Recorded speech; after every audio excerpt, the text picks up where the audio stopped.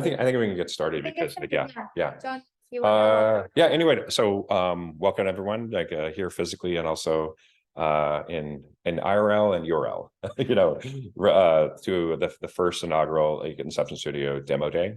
I think for you guys heard a little bit before. We we have 5 teams here that have just accomplished an amazing amount of work just here. For you guys, for those of you who don't know, like the Inception Studio, this was a concept that we put together. It was really about really focus on builders and helping people find their next thing, right? Just across my network and then the other organizers' networks, we have a lot of people who were in a career, like a spot in their career where they're ready to do something new. They want to do something new. But other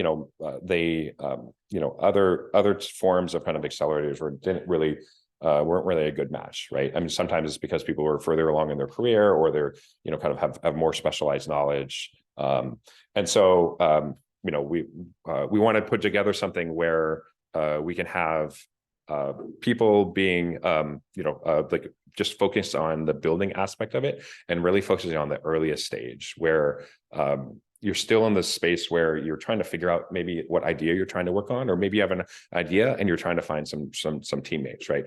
And so the goal is to really set it up so that we have the ideal environment to make the most amount of progress in the shortest amount of time. So that's why we come all the way out here to Lodi, like 2-hour drive away, right? It's really isolated. There's not a lot of distractions here, right? Surrounded by just amazing, great people, just very, very intelligent and very creative. Because you don't want to have great ideas, you can't just be working by yourself, right? And then you need time pressure. Like you need some pressure. You need deadlines, right? And so that's why we set up the thing to be very aggressive deadlines. We all showed up here on Thursday night, and we're now kind of midday Sunday. And so all of the work that you see here was actually accomplished, over basically the last 48 hours, because we formed teams almost exactly 48 hours ago. And I think you'll be very impressed with what everyone has done. We were very intentional about when the people that we invited into Inception Studio. These are all the people, and I think you'll see this. This will come across. These are all the people that are some of the best builders that any of us know. And if you see the amazing things they'd be able to accomplish that within the last 48 hours, I think you'll agree there. And so even if you're not interested in like their particular startup or like finding the particular startup, these are absolutely people that you should know because they're all amazing and they're all ready to do their next thing. They're all ready to, they're all ready to, do a startup. And the theme around this first one is around LLM, so large language models and generative AI. And so everyone here is interested in generative AI and is and has either has done a lot of work in this area or wants to do a lot of work in this area. So maybe the rest of the organizers could also like come up and say a few words and so I'm Andy Chow. Hi, everyone. And I just wanted to say that I've been very impressed with a lot of the work that's been done over the past couple of days. And actually, one of the most surprising things for me was that, how quickly the teams gelled and worked together.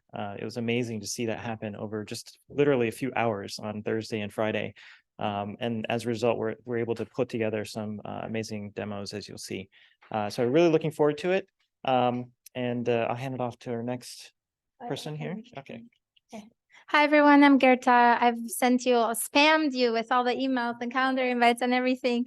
I have seen the power of founder communities through so many that I'm part of. And I was like, there's more we can do. And so John and I and Mike and Andy and Connie, Connie couldn't be here in person, but we've been working so hard for the last 6 weeks. All of this happened only in the last 6 weeks, like from idea, the inception until this. And while people have like all the other commitments. So we're so happy you're here.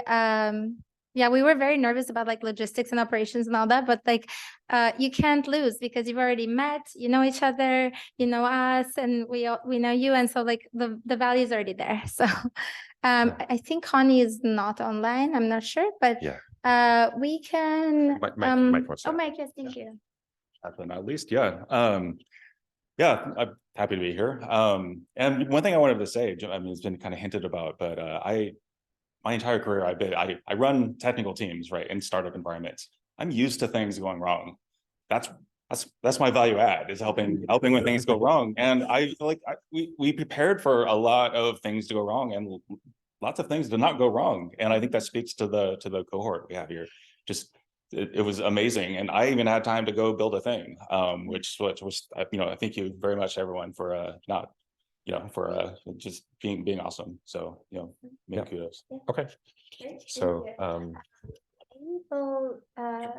we can go over you want to go over the quick agenda? Yeah, I'll go over the agenda very quickly. So as you know, we did the welcome message and what is Inception Studio. We'll go over actually right before this, I'll turn it over to Andy and our super generous sponsors who sponsored this even without it being a real thing yet.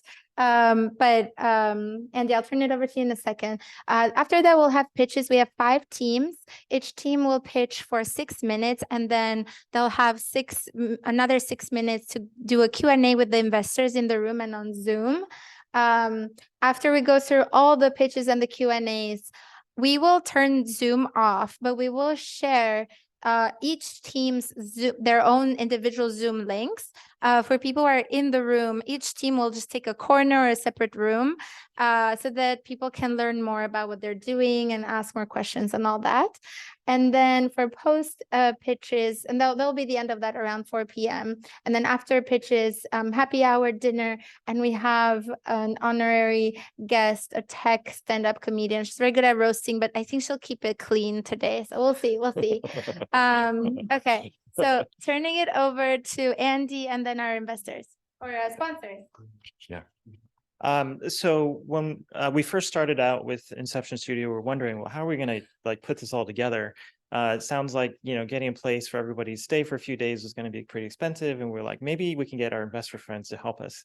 And so we all reached out to people we knew. And, I think we're really, really glad that they were able to help. And without their support, this would have really never happened. So I wanted to invite all the sponsors to come up and say just a few words if they're here or online. Maybe we start with James here over at Bloomberg Beta. Yeah. Yes. I will stand over here. Hi, I'll stand further. I'll stand even further. Am I still standing? Okay. Oh, great. Okay. I'm James Cham. I'm a seed stage investor at Bloomberg Beta. And I didn't just drive 2 hours over. I flew 16 hours from Singapore. And thus expectations are very, very high.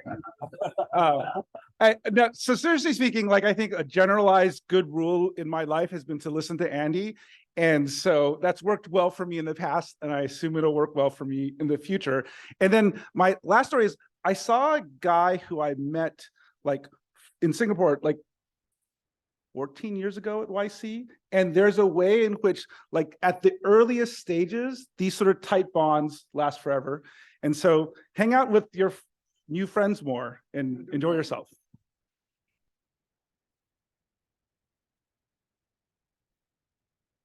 Okay. Do we have Sandeep or someone from Felicis here with us today, either virtually or in person?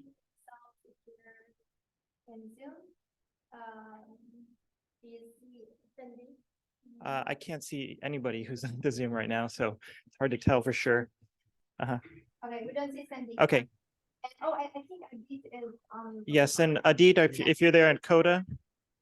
Hi guys, my name is Adit. I'm a partner at Coda, and I lead the enterprise practice here. I'm a seed and Series A investor. I also do a lot of incubations. I was lucky to have a chance to partner with Andy in his last company, Coverity. I love deeply technical founders who don't know how to lie and work with them side by side to build companies in a non-judgmental way. James, great to meet you. I don't know if you know, but we are co-investors in Savant. Yes. Thank you, Adid. And I hope what I do later in my pitch doesn't, I don't know, violate your trust. No. And then real quick, the CTO of our firm, Rich Ellinger, is here. So Rich, we actually have a full-time CTO at Coda, and Rich is super technical and was a founder and co-founder of a big public company, SaaS company called Saba, and now is our CTO. Awesome. Rich is right there. Thank you. Thank you. Yeah. And we have Aaron here in person from AV8. Aaron, are you in the frame? I don't know. Yes. Okay, perfect. Hey guys, my name is Aaron. I'm an investor at AV8 Ventures, but I'm actually here as a participant as well. So I come from the engineering side. So it's great to kind of take 2 days out of my busy schedule to really like heads down and focus on engineering. I feel like it's been a while since I've been able to do that. So everyone here is super talented and really impressed by everyone's like technical abilities and what they've been able to build in the past 48 hours. So congrats to you all for doing what you've done. A little bit about AV8 Ventures. We're a seed and Series A fund, AUM of 360 million. And we just, everyone in my firm is much like myself, ex-engineers, ex-product managers, and we love backing technical founders. So yeah, thank you guys all. Yeah. Aaron is sponsoring the amazing sushi you'll have later. Awesome. Okay, so I think we're ready. Okay, awesome. Let's see. Is the team here? Yeah. Team, want to come to the front of the screen? Okay. What Yeah. The first team. The first team. Okay, so let's see. Give me 1 second. You both need mics?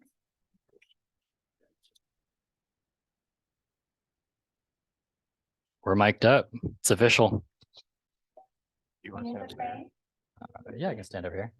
I'll stand over here and you can be over here.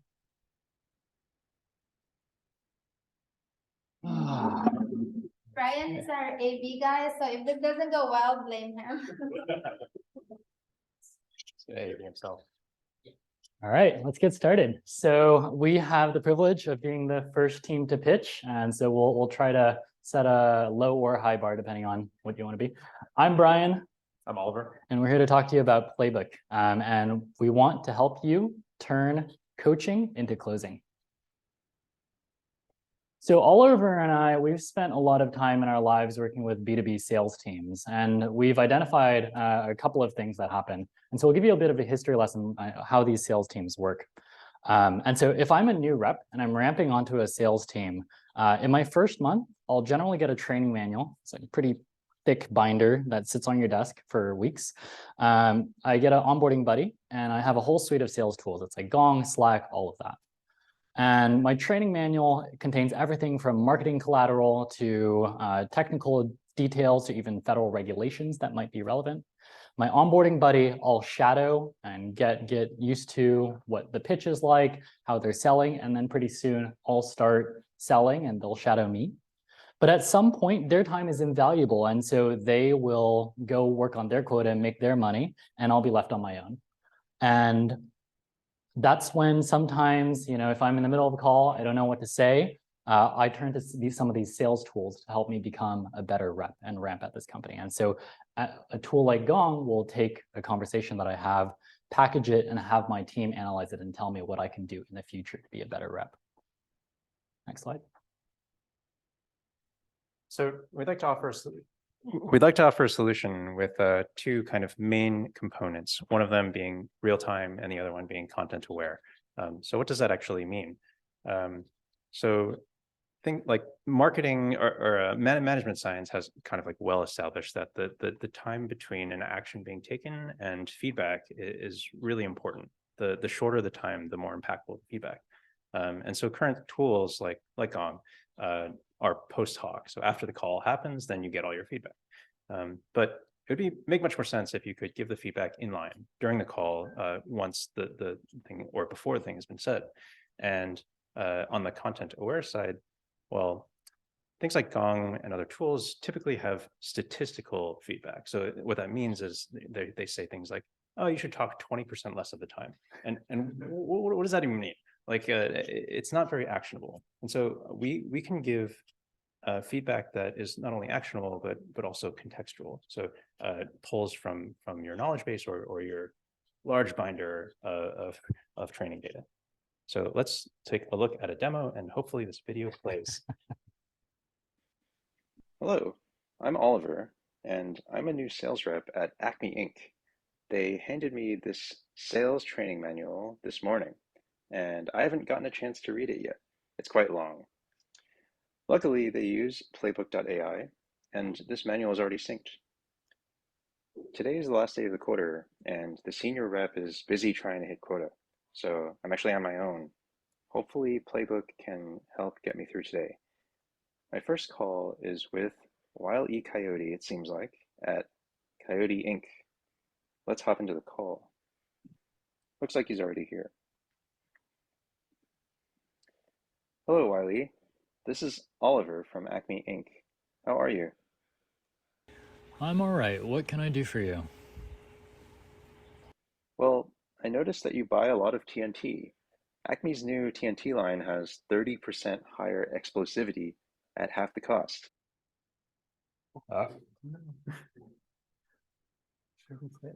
Hello, I'm Oliver. Oh. Oh no. Okay, well. Do you want to see if you can click into the video? We're first, by the way, so. In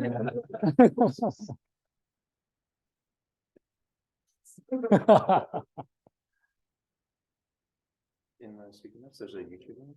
Should we go to YouTube? You have to look up on YouTube. Oh, I'm sorry. Is this here? Yeah. Okay. Go to YouTube. Do you want to see? Oh. So I'll do a quick voiceover. What you saw just now was when we got on the Zoom call, the transcript started automatically recording what we were saying. And pretty soon you'll see on the right-hand pane population of suggestions for what happens when you get stuck in an awkward moment in the call. Hello. If the customer says, no, I don't want to talk to you, or you're faced with a question you don't know how to answer.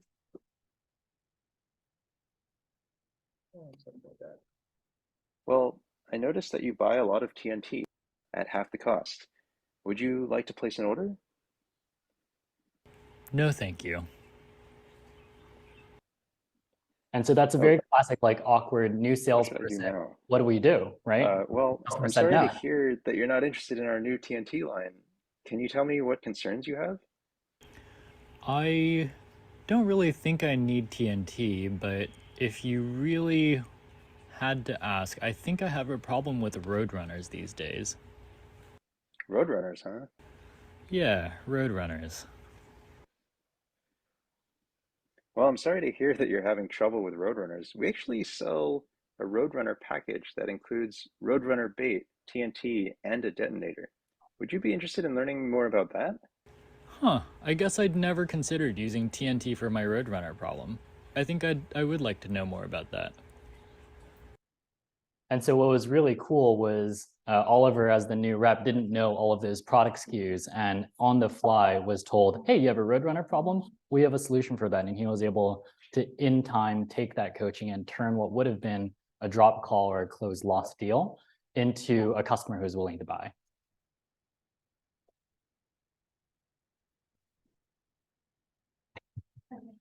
Command enter. Yeah. Great, amazing. All right. Cool. Okay. Wow. Okay. We did it. Get my mic. Okay. So between us, we know quite a few salespeople. We showed this demo to them, and they've got some things to say. CEO at Orb thinks this could be a total game changer for really fast-growing startups. and someone who works at sales ops at Samsara thinks we could see an ROI of 10K per year per rep.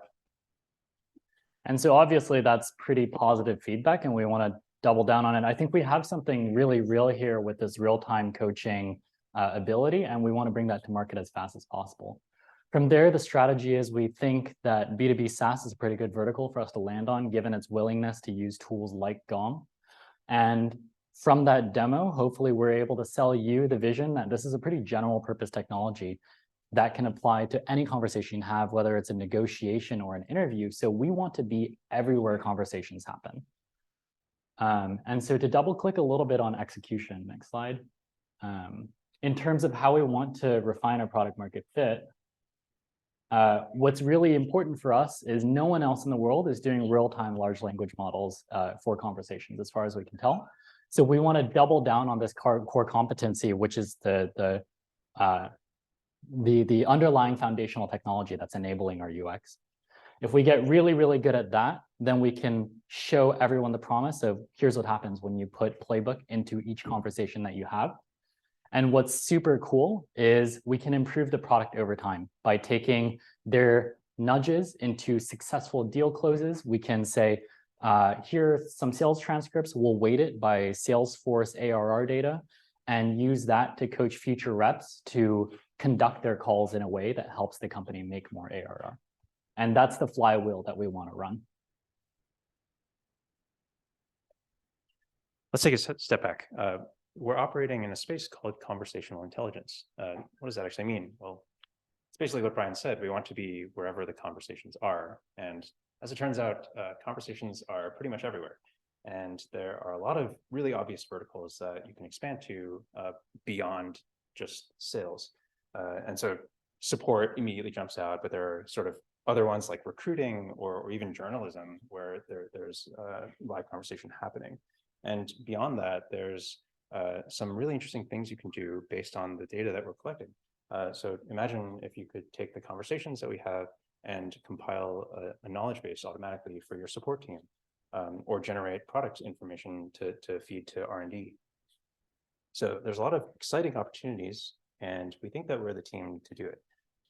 Brian and I both worked at Samsara early on and saw it through IPO. I myself, before that, worked at a YC company and built one of the first human-in-loop systems in production. Yeah, and while we met at Samsara, I started Samsara's ML team and helped them build a dash cam that does real-time coaching to drivers while they're driving, completely offline to prevent accidents before they happen. Similar, maybe, we'll see. But yeah, thanks for listening to our pitch. Thanks for having us be your guinea pigs.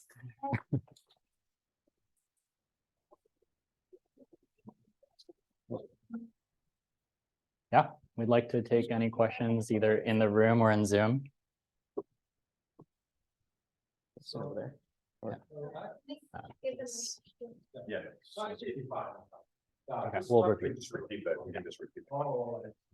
Yes.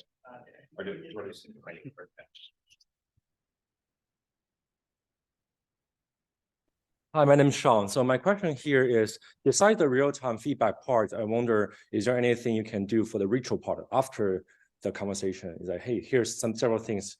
I give you a suggestion, you missed that kind of, and then you can improve next time. Yeah, totally. So we've started with the real-time part and tried to do it in 48 hours. The reason we started with that is because that is the net new functionality no one has. Products like Gong do the post-call part really, really well, and we think it's table stakes to win in this field. So for us to be a substantially product market fit company, we need to be able to end a call, analyze a call after the fact, join it with other calls, pull insights from multiple calls, like all of that workflow. But this is kind of our beachhead. Yeah. Anything to add? I guess I would only add that what's really interesting about this kind of like large language model aspect is that we are able to draw these like salience lines between multiple conversations, right? So like, oh, actually this call was really similar to this other call.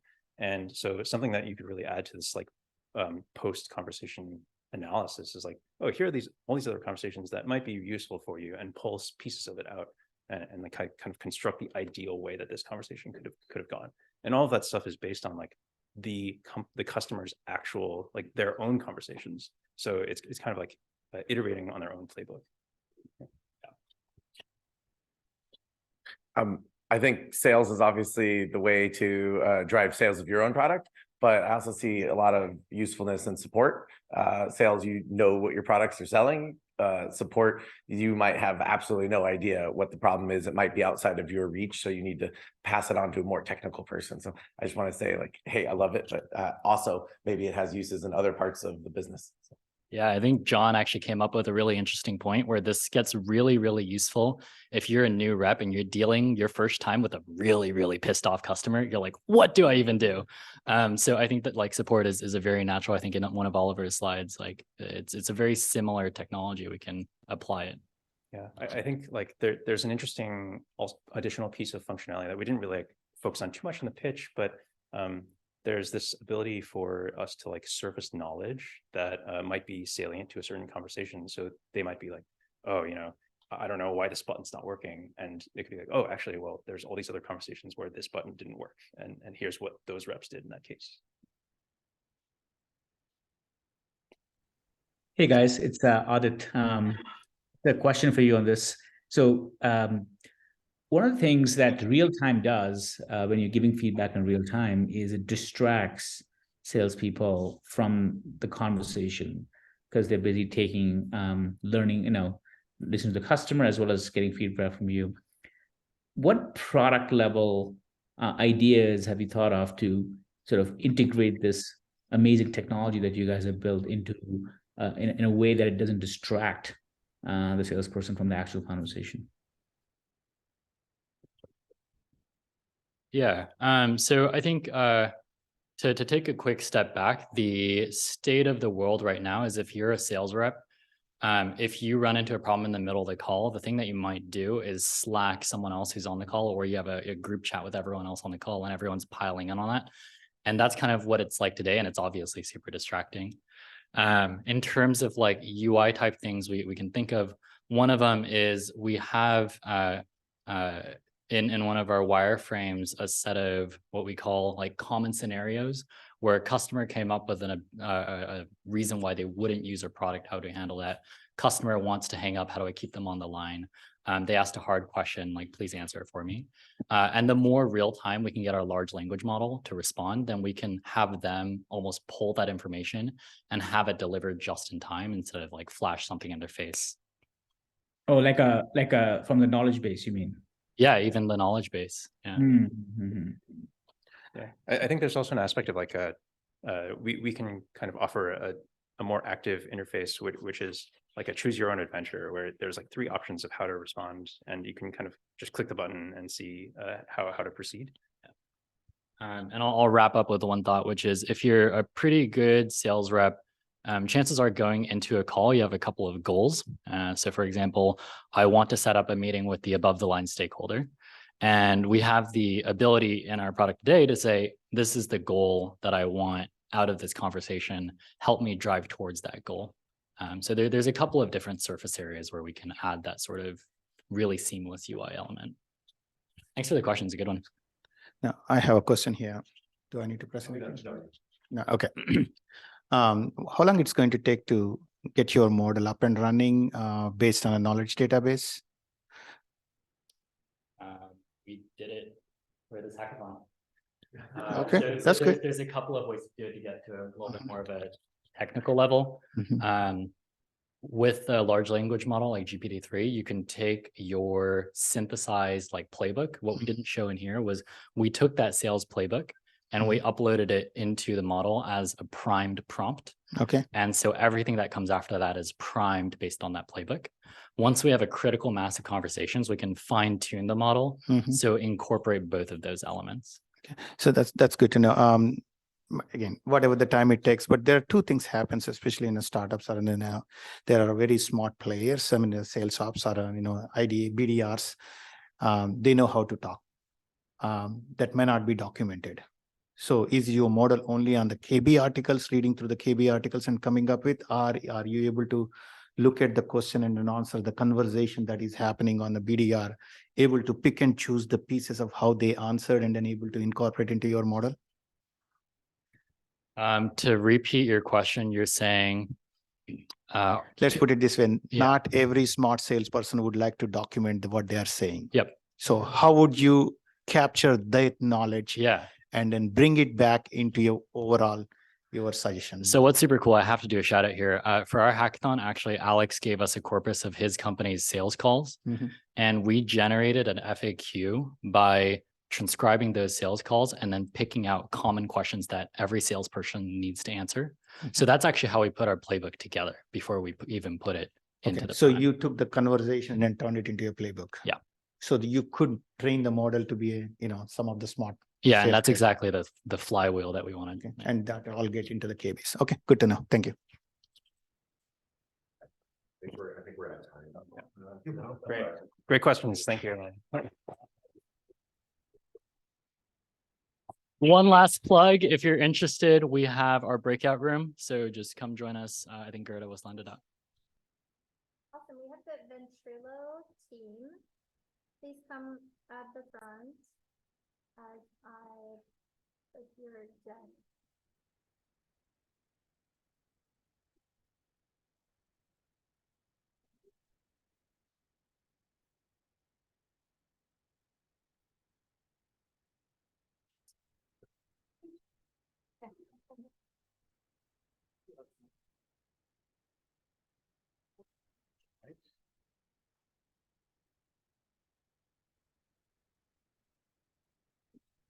All right.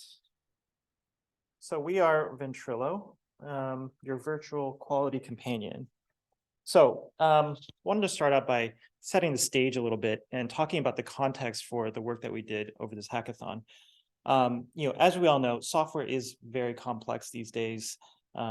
This is a DALL-E 2 generated image of Kubernetes architecture. And I don't think it's that far off from reality, because I've certainly worked with some of these systems and they're exceptionally complex. And as a result, testing is really a necessary evil. We really must test our software in order to have any assurance at all that it's doing what it's supposed to. And it's very challenging to do that. As we know, creating tests is very, very slow. It's expensive. It requires specialized expertise if you're going to build automated tests, and most developers just aren't very good at it. And as a result, what happens is people do a poor job at it. They don't actually have all the tests they need, and then quality suffers as a result. And we know that software quality costs companies in the United States, I believe this number, I don't know where exactly we got this $2.8 trillion figure, but it's, I'm pretty sure it was from one of these large language models. I'll take their estimate over certain analysts any day. And as a result, most companies, or many companies, do not have adequate testing, as we know. So what do we have to offer? So Ventrilo has developed a system which allows you to create natural language test scripts out of user stories that you might have for your requirements. And it automatically executes them against your application. So traditionally, your requirements are input into your development team, and the development team builds the code for the application. What we're saying is that the requirements can also be used to generate stories that can automatically test the application against those requirements. And our slogan is to, you won't need to code tests anymore. So who can write these automated tests? Well, traditionally developers do that, but we think that almost anybody could do that with Ventrilo. You can write robust automated tests with natural language without having to write any code whatsoever. And as a result of the robust nature of these tests, you can incorporate side concerns like security, usability, accessibility into the testing infrastructure without having to specialize, bring specialists in with those specific skills. You'll also be able to reduce the number of test failures, right, which is the most common case for high cost of maintenance of tests, because the tests are not going to be tied to the specific application infrastructure or structure or user interface. It will be tied to, as we'll see in a moment, the way the language model can understand the structure of your application. And as a result, the low maintenance required will make tests and automated tests more viable for a larger number of organizations. So I'd like to pass it off to Dennis, who will show you a demo. But I think we'll need to bring up the video first. Let's see.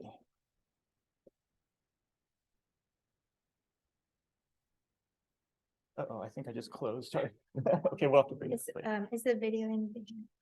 Yes, Which one? yeah, it is. It's the last one. And they gotta bring it over.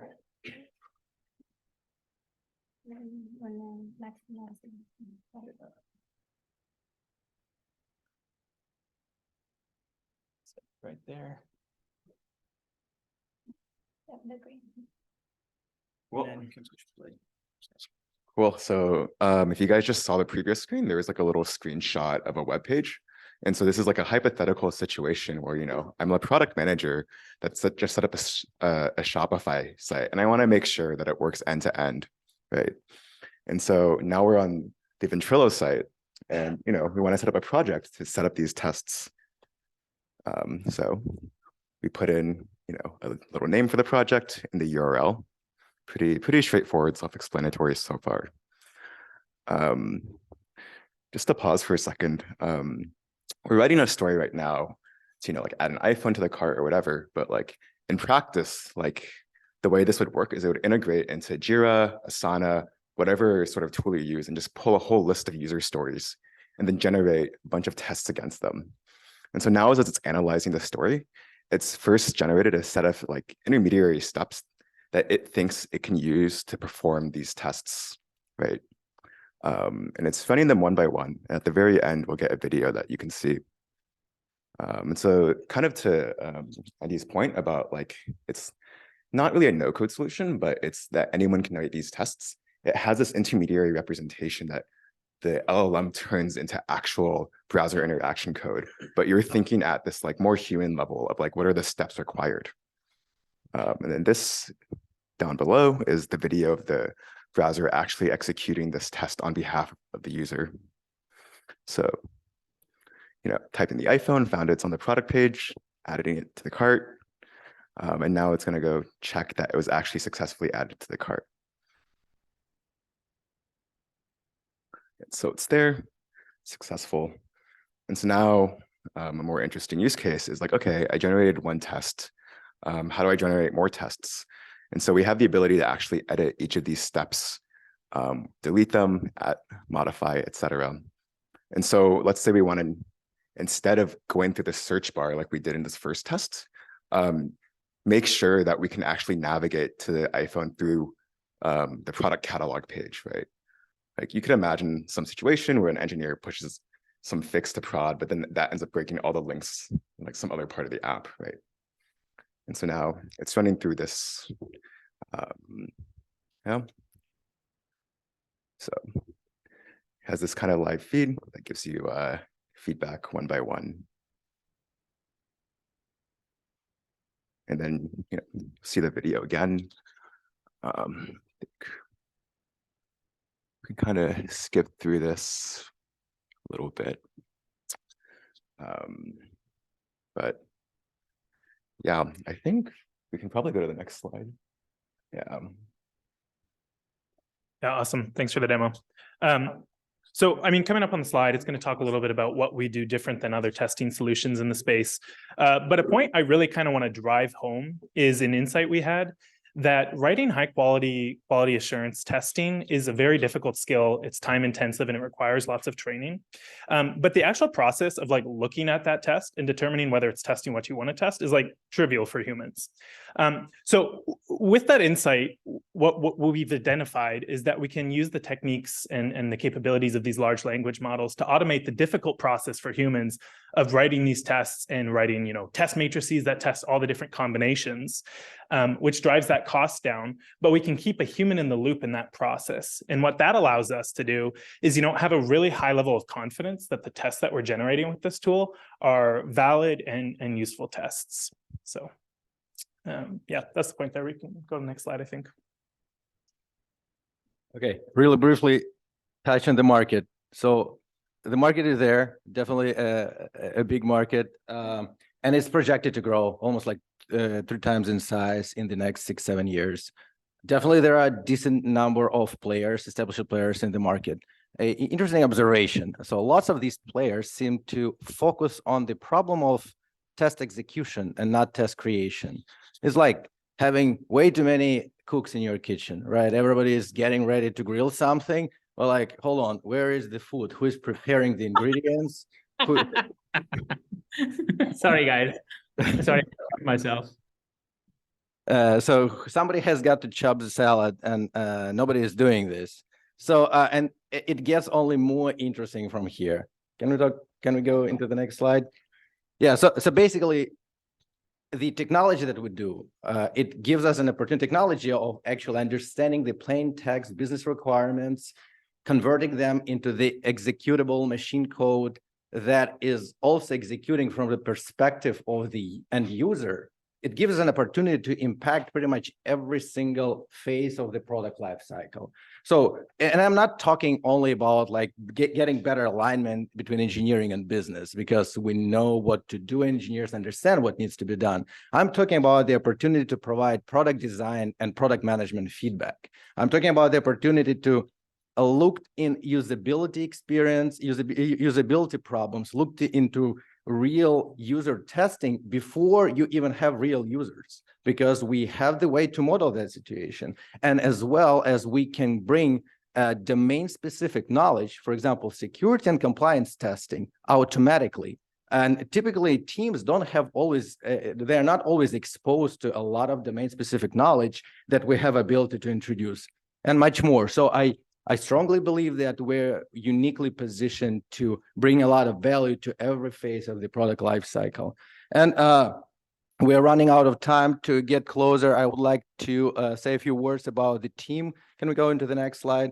And obviously, I will start with myself selfishly. So my name is Alex. I'm an engineer by trade, being in product management for about 15 years, built successful products at Splunk, Zora, Facebook, Meta now. I know what does it mean to ship fast, but I know how ugly it can become if done wrong. And I'll pass to Andy. I'm pretty sure he can tell a few stories as well. Yeah, so Andy Chow, co-founder of Coverity and DevTools investor. And Coverity was a company that's focused on software quality, and I've seen my share of poor quality software as well, and many organizations, pretty much all organizations, to be honest. And I'll pass it over. I think Caleb is next. Sure, yeah. I've software engineer experience at Microsoft and other AI startups and cloud computing space. And I guess according to this, trying to drive the scourge of testing off this earth and get AI to do it. Cool. I'm Dennis. I was former CTO of Kinta AI, and I've been in startups pretty much my entire working career. And so can attest to the pain or lack thereof of writing tests, including, but I did happen to write fake tests for HBO Silicon Valley, probably the only set of tests because they're so bad. So I'd like to open up for a few questions in the short time we have remaining.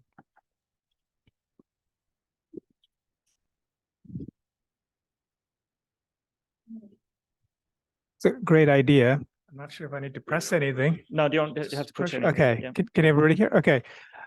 Great idea, and I can myself personally know, being a tester and an engineer, now eventually leading a big team of engineers.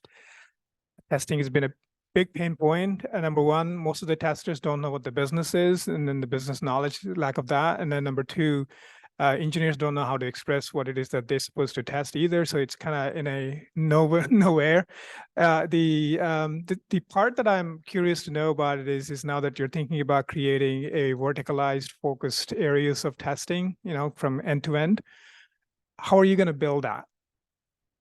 So our prototype relies on a combination of several different components, one of which is browser automation tools, Playwright and Puppeteer, these modern tools that allow you to control browsers using an API, combined with language models that can understand and process natural language scripts and break them down into steps.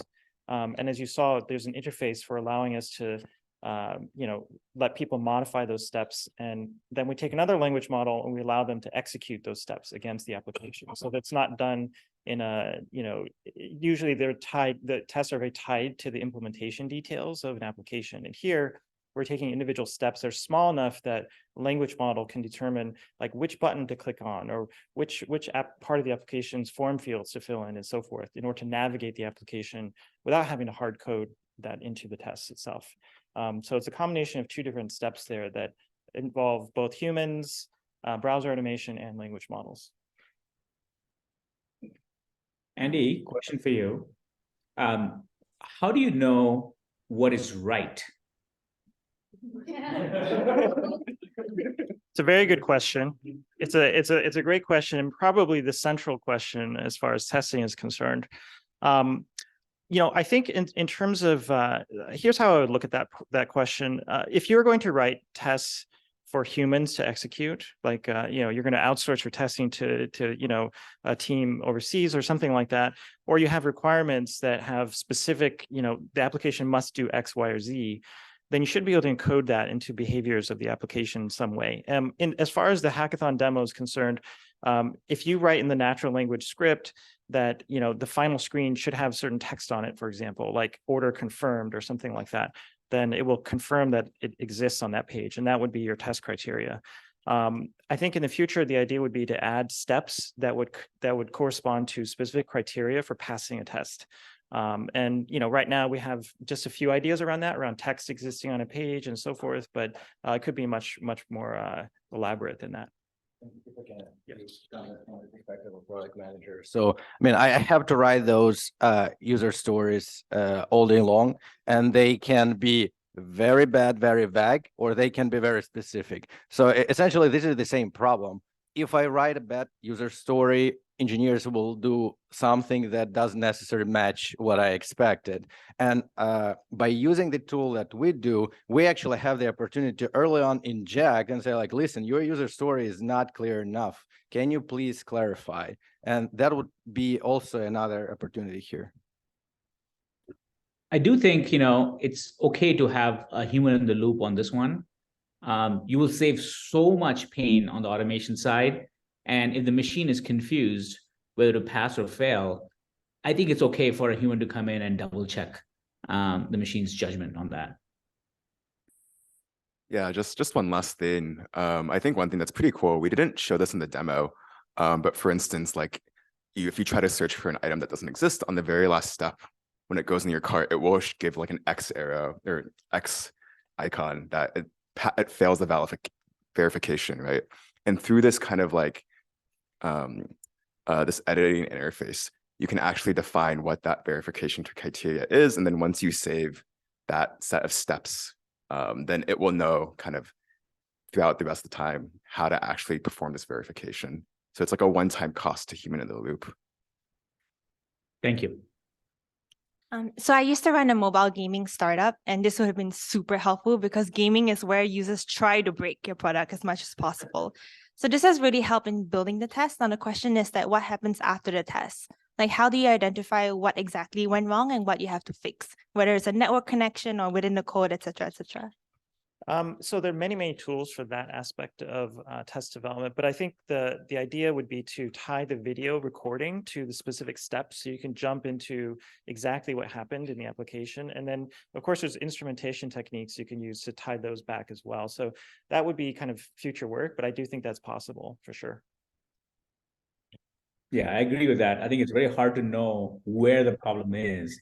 If a tool can actually point you to the right direction, that's a significant value. No. I'll add one thought on that particular question too, which is part of the reason it's so hard is because often there's a huge time gap between when the code is written and when it's tested. And so there's usually a huge number of changes that have come in before any sort of testing is done. If you have automated tests that can run on every single commit and you can catch these things immediately as soon as they're checked in, you'll know exactly what changed that down to the lines of code that might have caused it. And so again, the reason that we don't do that today is really because we don't have automated tests in most cases. But if we did, that could be a way to catch these as well. Yeah, quick suggestion. I know you guys are showing about 20 billion or whatever it is, and I know that whatever the number is, the real number is 25% of your work effort goes into QA. Any project you take, 25% of the dollars goes towards the QA. So if you guys can comment a number and say that I can reduce that by X percentage, you guys are a winner. So that's the metrics. So typically the project manager who funds for the project is look at it. Okay. So I don't know what is going to reduce. You guys can comment and tell us, then that would be a good one. The second thing have you guys taken a look at the SaaS Labs? Have you guys compared your product against the SaaS Labs? Yeah, so Sauce Labs is similar to the browser automation tools that we were using, except ours are open source and developed by Microsoft and Google in this particular case, the browser manufacturers. I think there's many tools that let you record tests by just clicking around an interface, and then you can replay the tests. And so that also doesn't require anybody to write any code. However, those kinds of tests are very brittle because as soon as you change the interface in any way, they stop working. And so you'll spend all your time in test maintenance, even if creation was not that expensive. And test maintenance requires re-executing the test with a human, clicking on the same things again and making it pass again. And that's a very expensive proposition. And what we found is people are very excited initially, they can do this, but then very soon it becomes a maintenance burden that is unmaintainable. Yeah, totally agreed. They have the acquisition called Autonomic. Maybe you have not seen that. Typically, you guys are talking about mostly of the web applications and mobile applications. There's another area is a business applications like CRM, ERP, and also they have a tool which is Autonomic, which does that intelligence testing. And take a look at it and you might be able to see some features from that. Whatever you said, the failures, they are able to do it in other one. Just an FYI, but if you can reduce the cost 25% to 15%, then you are a winner. We love market validation. Thank you. Is it just on this Autonomic thing? I'm not fully well versed in this, but isn't it true that in Autonomic, you actually have to instrument the product in certain places to help sort of tie the reality of what's going on to the test? I think what Andy and guys are talking about is more completely black box with pure intent. Not necessarily. Not necessarily? Because I use that. That's how I reduced my cost of QA when I saw my ERP applications. And I could build a test tool. I could, let's say if I'm expecting a field name change, then Autonomic automatically recognizes that, hey, this is the field. Potentially this was supposed to be this one, but now this one. It won't fail the test. It can recognize and it can process. So that's why I can. Thank you. So one observation just in general is that the intuition around what's easy and what's hard in sort of this world is different from sort of like the world we come from, which is normal software. And I think highlighting the cases where something that seems easy is now hard, or more importantly, things that seem hard are now easy is probably helpful, just I think in general, as you guys chat about this, because there's so many parts of like, even the last one where I was like, oh, that part must be fake, but it turned out not to be. And then that part must be real. Oh, no, they faked that part, right? And so that'd be helpful, I think, just to level set in general, and also, sort of help as we try to rethink how the businesses change. Yeah, I think that's a very good point. I think one of the challenges is we also don't know what's possible entirely. We only had a short amount of time to actually play with the browser. I think you're going to see another presentation later where they extended some experiments as well. And so you'll see kind of how powerful these language models are as far as enabling control over, everything you can do from a keyboard and screen and mouse. Honestly, guys, this thing is such a joke, this whole area, right? I was talking to a VP of engineering at WhatsApp, and they have an $800 million deal with an Indian firm called Applause to just test WhatsApp in India for all the business flows manually on the mobile app. That's it. $800 million a year just to test WhatsApp. And it's actually done with a bunch of people who are not employees of Meta. But it's the maintenance side. I would encourage you guys to highlight the maintenance aspect. It's not the test creation, it's the right? Yes. The maintenance of tests is really where it's very painful. So totally agree. Chat. Sorry, you're not in the room, but we'll have a chance to chat in person later as well. That's Gerda's way of cutting us off. So thank you very much.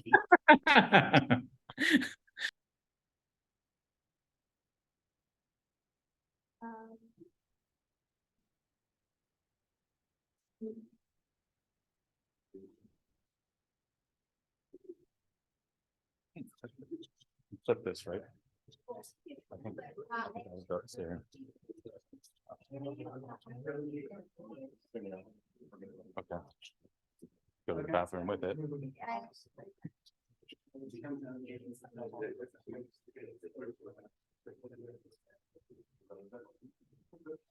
Yeah, no, you're good.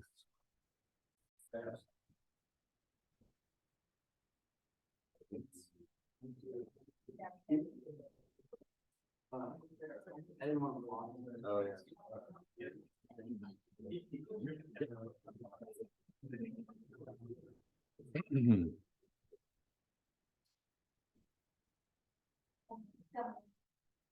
All right, hi everyone. I'm Mike Morris. This is Greg Hyson, and this is Kelly Bird, and we are RedCoat. We're going to talk to you about security for humans. A bit about us. From a background perspective, we're all engineers, or at least former engineers, and we very much come from the world of the intersection of enterprise, security, and startups. When you kind of add up all of our experience, we're over 20 years of combined experience there. A little specifically, Kelly and I spent the last 10 years at 2 consecutive Series A startups, security startups that ultimately were acquired. That first acquisition was by Proofpoint, where we spent 5 years front lines of advanced security, big scale, big enterprise, learned a lot there. And then more recently at Unify ID, acquired by Proof. And then Greg, our new friend Greg, I've been delighted to meet him. Yeah, it's a fantastic engineer, got his start at Mocha 5. That's a John Whaley connection in security also, and just generally kicks ass at solving hard problems. We're tackling a doozy. Yeah, so in the security world, right, something happened at the beginning of 2020, right? We all are, everyone's world's changed. We all, you know, remote working or this hybrid thing became kind of the norm. And coincident with that was a massive increase in social engineering attacks in corporations. Up measurements say around up 350% just in the last couple of years.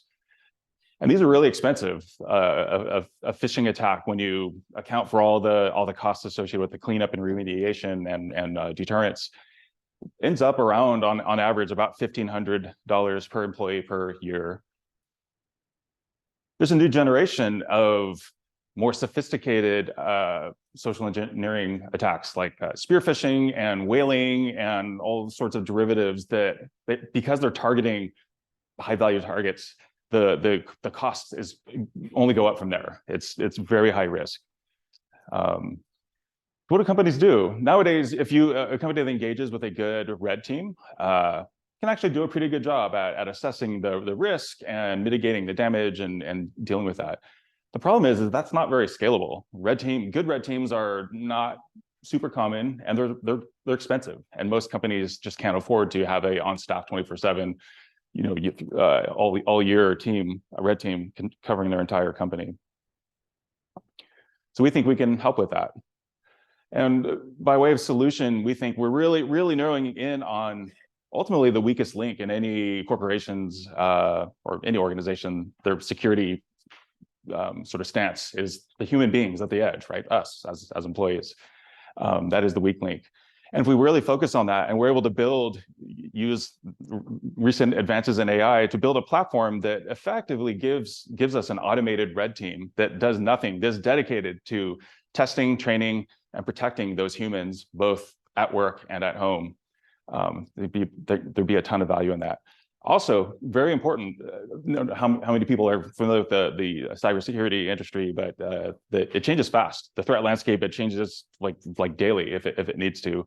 And there's a lot of innovation from the bad guys to do new things. We think it's important to, and companies worry about this, being on the cutting edge, the bleeding edge of what's possible, and inoculating users against these future unknown threats that are going to happen tomorrow, next week, next year. Nobody knows. There's a lot of work to do there. And then if we're able to make intelligent use of AI, we should be able to do this at scale, effectively running year-round, all of your employees, and with relatively minimal incremental cost. Why now, aside from the 350% growth and 1,500 per user per year, is all this generative AI stuff we're talking about is super scary. Imagining that in the hands of a bad guy who's able to customize just ridiculous levels of customization to really fool even the most paranoid security practitioner. They're going after people like that. It's a bit scary, and then also able to do it at scale. The good news is that good guys like us also have access to those tools, and we can build super powerful tools that are built to counteract that. So I'm going to walk you through a demo, a little bit of context here. So what you're about to see is a one-day project to build what is effectively a benevolent spear phishing campaign against all of you all. Thinking in context, put yourself in their shoes. And we did, I'm not going to lie, we did debate actually sending it to people, to all of you before we got here. All we need is a name and a phone number. And we'll walk you through the experience of what could have looked like for you. By the way, this demo is totally able to be live. We're just for time reasons, I'm going to do it here. But if you want to be spearphished, let us know. We'll happily spearfish you. Highly recommend. Yeah. So again, in your mind's eye, picture this, right? Your phone buzzes in your pocket, and you get a text message, right? This happens to be Greg's phone, and you may not be able to read it, but it says text message from a number that says maybe John Whaley, because the text message says, "Hey Greg, this is John Whaley. Have a few minutes to chat. I'll try calling you in a minute." Siri, naughty Siri, asked if he wants to update his contact with this number. About 30 seconds later, the phone starts ringing. From maybe John Whaley, you pick up the phone, and this is what you hear.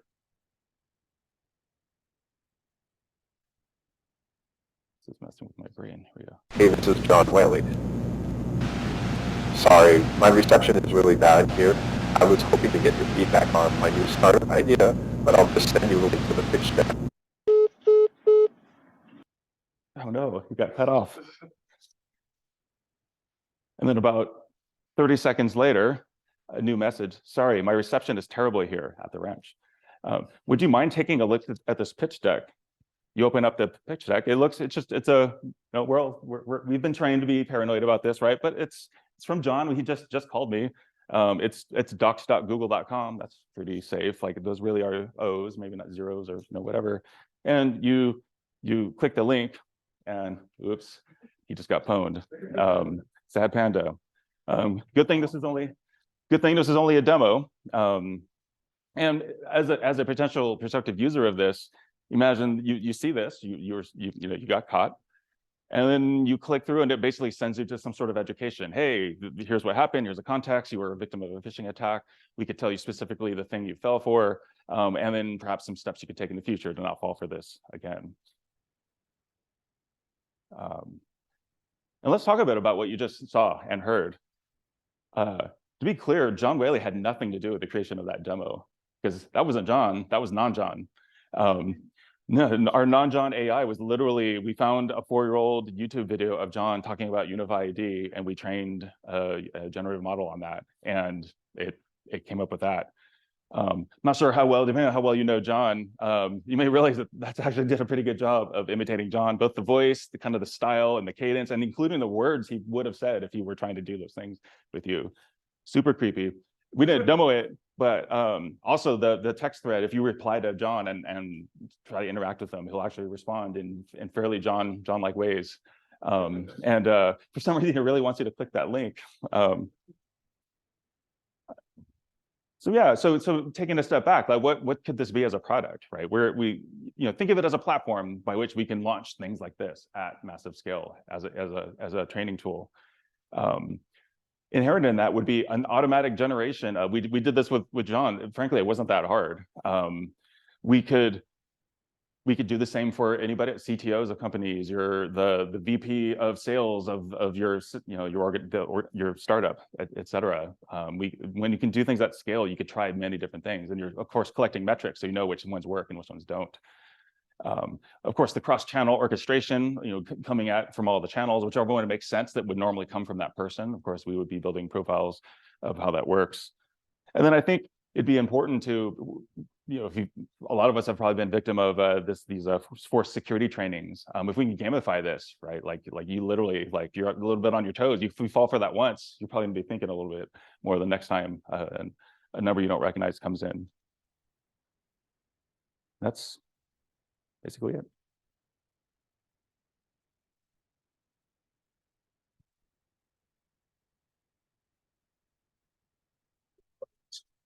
Go ahead. So as a CISO and smishing is what we typically call this. It's basically spirit phishing. We had to deal with quite a bit of those attacks last year. And part of the problem is that when those things go out, as a CEO or as CFO sending text messages to employees, they fall for it typically. So we had to do quite a bit of training, and we ended up doing tests for kind of doing these kind of tests where we're sending text messages to our employees to kind of train them. But it's getting sophisticated, as you said, and we're worried about the generative AI taking over. And what you just showed is like literally, I would fall for it. Right? Just because if you're a job, obviously, and I think that's typically where this is heading. And unfortunately, it is not there yet. It's not there. I'm worried about that part. So then the question is this for training employees, or are you going to prevent these attacks into somewhat, being penetrated into the organization? What is your goal clearly there? Is train employees, maybe? I think the honest truth is, I think we have some homework to do to sort that out where the best biggest opportunity is. I think a pretty obvious, I was sitting around the last day thinking about this, is I think the path towards a training thing. There are some competitors that do this type of thing. They send the phishing to the platform to send it, measure the responses. Yeah. I've seen multiple of those. They're okay. Some are really bad. Some are kind of okay. And I think if there's room for something that's really good and really out there, I think that's that seems promising. One thing we talked about this morning was trying to leverage the scale, being able to do this at low cost. So if we could do this to all of the employees sort of constantly, but all of us come from I've got to sit through half an hour of this twice a year, right? And I mean, I remember when they used to be flash-based. They're no longer flash-based. But you could do this all the time. And if you make the training bite-sized, if you make it just literally, here's what just happened, here's the mistake you made. So the idea, Mike used the word inoculate. Sort of, we were imagining a core value would be, don't produce static training that's a half an hour long that people tend to not take much from it 3 weeks later. Just run these sort of constantly with a variety of methods, figure out which ones work. And then every time you get sort of bitten, you deliver the message right then. It's a little bit, you're giving feedback right away. This is what happened. A couple of weeks later, this is what happened. And just kind of, because we could do it at scale, it's not essentially that expensive. Yeah, totally. Sophisticated training is good, but end users get a lot more confused of whether it is good or bad. Yes. But we're worried about as a CISO is not necessarily just training the staff, but also the ability to protect them from that. So because there's always going to be one or two get through, even when you do that, there's still going to be chances of getting the through. How do you protect? I mean, that is an area maybe you could see if this can. And it's a tricky thing because a lot of times these come through, especially with remote employment, is they come through your personal talent, your personal phone, your personal text number. Your company doesn't necessarily always protect that, or if it does, it's seen as my company's taken over my life. I don't like that. There's a you know that. It's basically a place where there is absolutely, you do what you're doing, and you don't do it. And there's always going to be that long tail of employees that just are never going to learn. They're going to click that thing. So, I mean, you guys have a lot of experience in the security industry. I'm just curious about kind of where you see like a differentiator, kind of a contrast between what you guys are doing and what other solutions there are that are out there that try to address this need. Yeah, the homework I've done looking at, there's a few players there. I think none of them seem to be talking about being really on the leading edge, really out there using the generative AI stuff. Cross channel can be difficult. A lot of them are sort of just email or SMS. They're not necessarily, because a lot of the times these attacks, they come in little innocuous things in all of your channels, and tying those all together is tricky. Being on the receiving end of trying to stop those, trying to go across the top, that's incredibly difficult. Yeah, a big thing with Proofpoint, they talked about a lot internally and never said publicly was the corporate, unless it's a company issued phone, a company issued phone number, it's even with the MDM device management, they won't own the messages app. Like they're not gonna, they just don't do that, right? And so there's always this blindness to it's going to your personal number. There was a recent attack where it was a Twilio, and people just got a list of employees. They found phone numbers for them and their relatives, and eventually got them to talk to an SMS Okta thing that even had an OTP in it. You just got the user live to enter the OTP in the attacker's website, and it worked.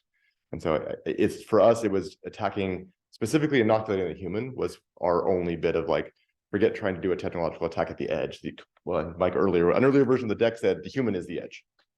So that's the idea.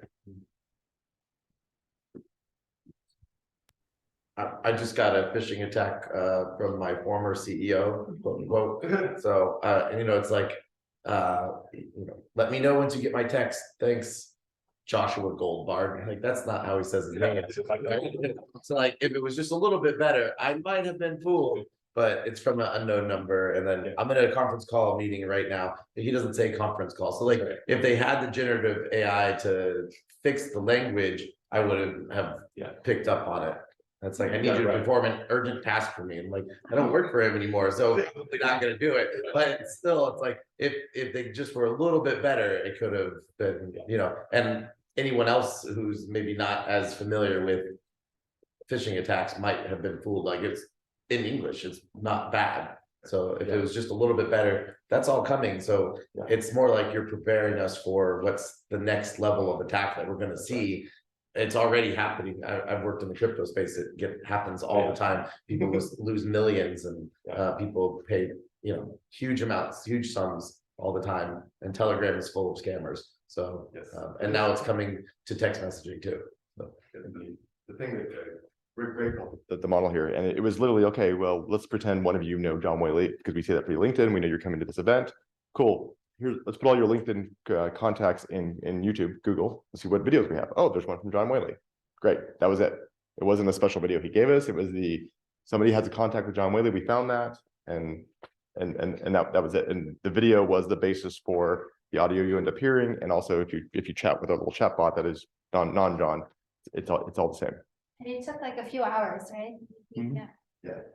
It could have gone faster. We made a mistake early. The training was really quick. Can you talk a little bit about your business model and how would you think about monetization? I know it's early days, so kind of curious to hear also how you think about the go-to-market strategy. Like, where would you start? It sounds like the customers is basically any company, right? But what's your strategy? Like, what's your beachhead market? Where do you go from there? Just thinking about like what happens on the monetization side and kind of thinking about go-to-market. Yeah, no, great question, right? And again, context, right? I'm an engineer at heart, right? And so, which means I'll be honest, right? It's like very early thinking on that. I think I'd be interested to see if we could pass this off as basically a technology play, but really trying to come in through the red team door, right? Hey, we're a low-cost red team.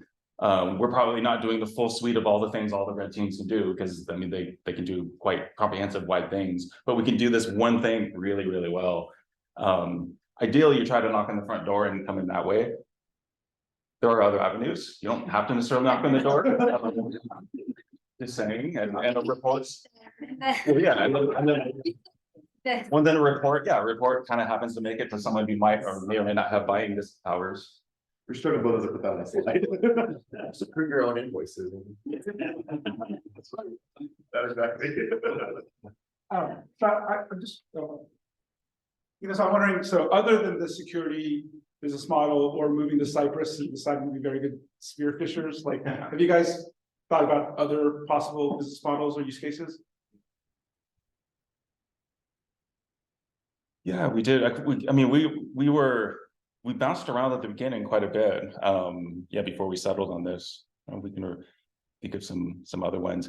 One thing that started early, because that's more of my background, is more of the detection thing. Like I could picture this world where we end up building the definitive generative model for cybersecurity detection stuff. That feels like a thing that should exist. So somebody will probably build it. maybe it's us. We focus on fishing pretty quickly, just given experience we had in it and natural sort of the human social engineering attack, and just time constraints at this event. It was I think we settled about 2 hours in. That was it. And then this notion of if you have a broader customer set, you're able to sort of see macro trends and the types of things that people fall victim to, right? And then you can leverage those learnings across customers. You know, once you reach that critical mass, it can be fairly powerful. Sorry. I was wondering, is there a possible B2C direction as I try to think creatively about the market? Like, I don't know, I'm thinking either like for maybe some people are concerned that say their parents are going to fall for this, or like older relatives. Is one angle. And then I was kind of thinking, you were mentioning too that people's personal accounts are not secure, but maybe there is actually some way to secure personal accounts. I mean, I think from a technological perspective, there's no reason this wouldn't work. I mean, it's the same stuff, which is actually kind of cool. Having spent my entire career in enterprise, like, some thinking would have to go into that, but yeah, I mean, that I see no reason why not. Yeah. The only question I had is OSINT, as you know, pretty much all of the organizational information is already public, and most of this phishing is actually happening because they can actually source this data set for organizational employees and also humans around the social networks. And so your information is already widely available. What I was thinking from a go-to-market standpoint, you could pick and choose organizations that you would want to, and then become those bounty hunter type, just kind of create a marketplace where you would start attacking the employee base and then kind of give warnings to them and then say, hey, we can help you. This is what's happening. And so that's because one of the things we did is exactly that, to work with some of those smishing company that would want to do this. And then we actually kind of pull them in and then do it for our employees. And then we knew who's actually opening without them knowing that they're actually falling for it. And that's how we actually reported to them, saying that you're falling for all of these things. You're not supposed to touch all of these text messages. They come with these things. So now they continuously learn. Yeah, and I sort of called it out briefly in the demo. We weren't looking for it at all, but I think we found a pretty serious security flaw in iOS, right? With the maybe John Whaley thing. Like that definitely wasn't John Whaley. And it was more than happy. In fact, the UX was trying to push you towards, obviously this is John Whaley, so press update. And the reason behind it is literally the text says, hi, this is John Whaley. Like that's the flaw. And why would you lie?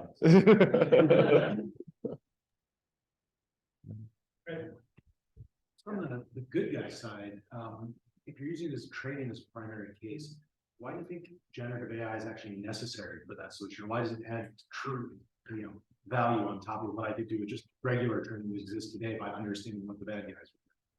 Yes, the bad guys, I see how you can create a lot more realistic attacks, but on the good guys side, couldn't I get the point across to my employees without generative AI? Well, I feel like as an engineer, rationally, that seems like logic. So yeah, you do that. There's logic with other ways like this. You run through the training. For whatever reason, for a variety of reasons, people don't learn. They're not paying attention.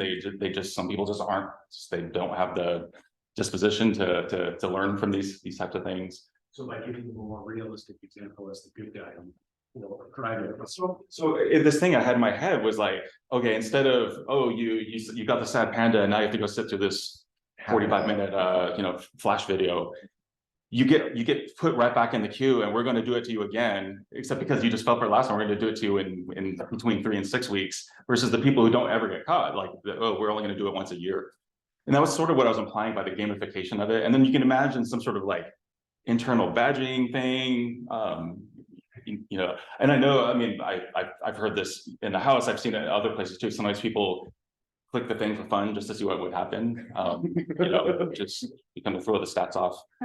Additionally, we actually like spearfished several of our cohort here as well, highly technical folks. And it wasn't really until they heard John's voice and they interacted with it over text that they realized just how sophisticated these attacks can be.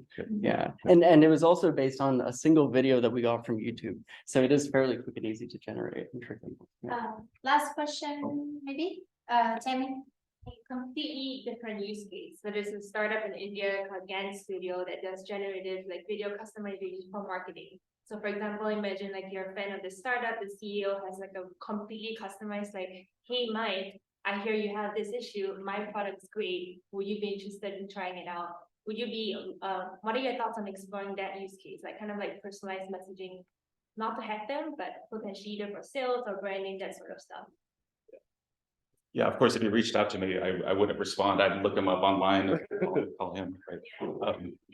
But kind of just like a customized, like celebrity. Imagine if like you're a big fan, you're a celebrity brand, you're not saying that I am this person, but you hear that voice and you can interact as if it's that person. What are your thoughts on that use case? Like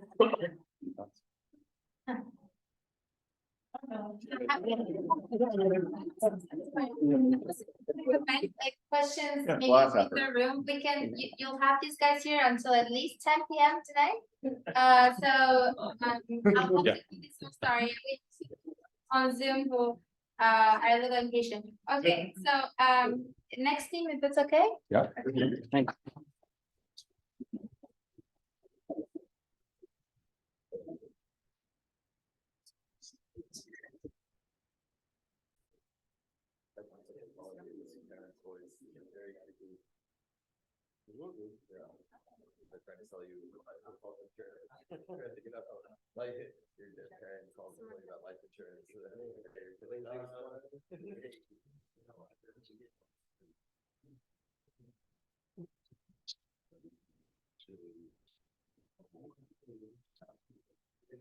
Right. All right. Hello, everyone. My name is Ian. This is Schwan and Kazuki. Today we'll be talking about Conan, which is a service we developed to identify generated content.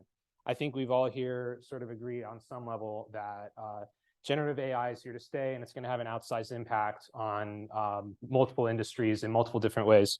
If you can permit me to be esoteric maybe for a few moments, I believe that AI has penetrated one of the most substantial parts of human civilization, which is language. It's how everything is formed. And there's no coming back from this. In essence, getting out of the esotericism, Pandora's box is open, right?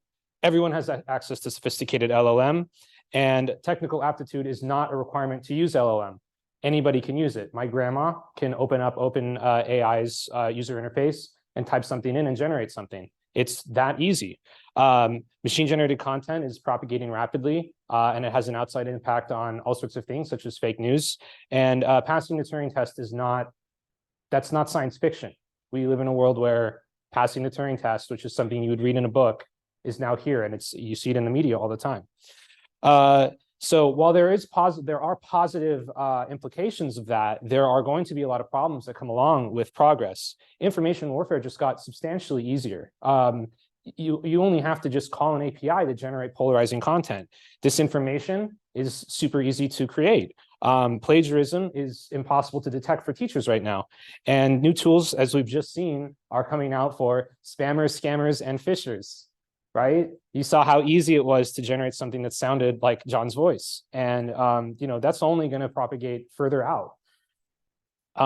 So consider fake news, for instance, right? We know that it's been a really big problem that's existed. It's impacted more than one election in the United States. And it's something we're always trying to figure out how we're going to solve. And, there was a recent post on Hacker News that reached the top, and it was completely generated content. So even technical people are not, immune to this impact. For an instance, here's a news article. We didn't tune any model. We just went into the GPT-3 UI and said, write an article about China imposing a tariff on the United States. Now imagine if this content was on something that looked like a reputable page, and maybe it was spread through social media. People who may make decisions would see this and say, oh, this is important, and I should make a decision about this. And in fact, we sent this to people and they said, oh my God, like I thought this was real, right? Like I read from people who are analysts and economists, and this sounds exactly like something they would say, right? So this is where we talk about Detective Conan, right? So Detective Conan is a generative AI content detector. We take a holistic approach. So we're not simply just shoving data into GPT-3 and saying, is this a bot, right? We're trying to look at different approaches to solve this problem. For the short time that we had, we took a three-pronged approach with basically two very simple models and then a more sophisticated LLM model. And then sort of spend some time looking at research and figuring out, okay, well, what are the really like good solutions we can use? One of which is generative adversarial networks. So revisiting that fake news example, we put this in here and we have a 90% confidence that this was generated by a machine. So already like we can immediately determine that like this. Oh, I'm sorry.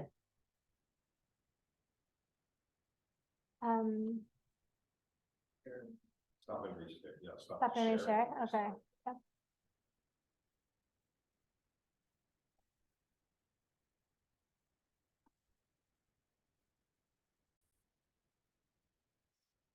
Can everyone on Zoom see this? You want to flip through? You want to flip through? Oh yeah, Yes, I can. just briefly, I think, because I think the fake news thing, the other stuff's fluff, but this is the most important one. For the people in Zoom, here's an article. This is the one I talked about the China imposing some tariff, and this people get fooled by this very easily. Even educated people who are very mindful of these sorts of problems, and we're able to sort of accurately detect this, right? So we have at least for this a specific brand of right now machine generated content. We were pretty confident in accurately identifying that. So we're sort of moving on. We're just going to show a very quick demo of this thing in action. So we're going to look at two things. One is machine generated content versus if I can pause this really quick. So here we have a prompt where we're asking GPT-3 to write an essay about why it's impossible to detect human-generated language. And we push detect, and oh, look, we know that this was generated by a machine. This is, obviously what GPT-3 said was wrong. Continuing the demonstration. So we then took something from 2013 that Paul Graham wrote. So we know it's going to be a very well-structured essay, and it was before language was, sorry. Essentially, it said it was 0, so we'll just move on from that. So everyone here, we met each other for the first time this weekend, or it was incredible. So we have 2 other great developers that we've met. Me, Ian, I spent most of the time working on the system. I've spent a lot of time working in disinformation and advertising and things of that nature. So this is just a very interesting field to me. And I'll pass things on to the other 2 to introduce themselves. My name is Shan. I'm an ex-Facebooker back at the time that's still called Facebook. And I have my own startup as CTO and co-founder. And I'm Kazuki. I'm co-founder of the startup and building the annotation platform and they gather the data. Then I'm actually like a daily basis, I fine-tune the model like with millions of annotation data, then to fine-tune and like to understand that person or something. Yeah. Awesome. So moving forward, we want to look at another example here, right? So consider plagiarism. I love this title because of course they are, right? Of course students are going to use AI to write papers. And here's a really interesting one. Write a 4-paragraph essay written by an 11th grade student. It's going to pick up on the grammar. It's probably even considering the fact that their mom may have like checked the grammar before they sent this paper in, right? And plagiarism detectors they can't tell. All the other tools teachers have at their leverage don't work. They don't work. We work, like we know it works. So I mean that's pretty cool. So wait, question on this. You will know that somebody's parents helped them write an application or essay? We're not that good yet. Yeah. So getting more into sort of like the business aspect of this, we know at least for education, there's a lot of capital that the US government has deployed that can be leveraged in this particular space. ESSR 1 through 3 after COVID relief is sort of this relief package that the federal government provided. And we know that purchasing of a tool that does anti-plagiarism would qualify if schools want to make that purchase, and that's subsidized by the federal government. Today, we're looking at maybe very simple cost per request SaaS products. But given the fact that I believe LLMs are going to have such a rapid changing impact on how society is going to operate, this may completely fundamentally change how we monetize. And I don't necessarily think that that is distinct for our business model. I think that will be very similar for a lot of LLM-based companies or anything that deals with LLM. In terms of strategy, I think right now we want to talk to probably academics and get a better sense of the state of the art, because this is just such an advancing field. It's moving very rapidly. And we want to start getting feedback from customers, particularly journalists. Anybody who has to deal with disinformation or fake news, I think is an immediate good first use case. I think the most obvious use case as well is education, because it's as simple as just they need to put text in a box and say, or upload a document and say, hey, is this valid? Was this generated by machine or not?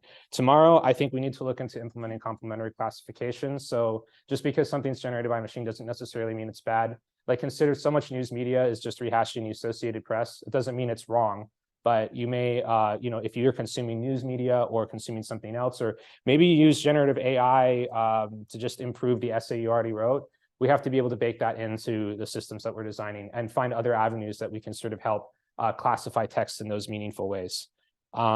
And just sort of as like a last note, and I really love this image. This is Bay Area software developers desperately trying to cram the robot back into Pandora's box. And I love that it really captured the black hoodies and the jeans.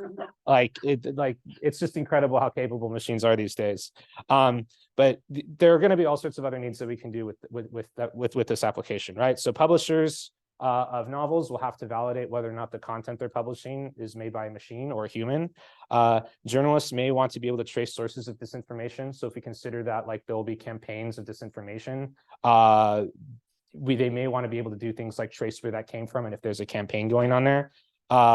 We already had this social engineering talk that we just saw previously. Companies are going to be able to have tools that leverage defending against that.